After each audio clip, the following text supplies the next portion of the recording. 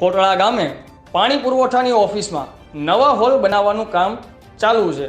હોલનું કામ એટલું ખરાબ અને એટલું ભ્રષ્ટાચારયુક્ત છે કે તે હોલ માત્ર 15 દિવસના ટૂંકા ગાળામાં જ આખે આખો 10 કોલમ બીમ, બાજુની દિવાલ અને ધાબુ સહિત પડી ગયો હતો।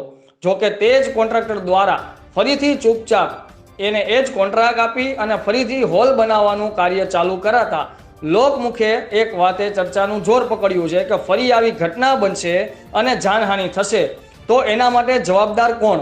ટૂંક સમયમાં જ કોન્ટ્રાક્ટર અને સરકાર પાસે આઝાદ મીડિયા ટીમ અને લોકો વતી પ્રતિનિધિ ઇમરાનભાઈ ગડાઈ દ્વારા લેખિત જવાબ માંગવામાં આવશે।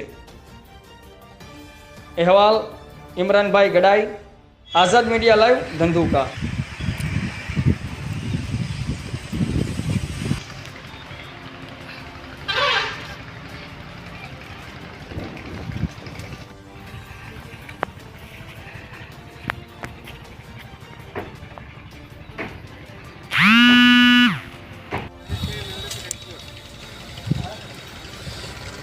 તમે ચિંતા ન કરો, તમારું નથી। આની પહેલાં જે કર્યું હતું ને 15 દિવસમાં બેસી ગયું હતું ને, બરોબર, ફરીથી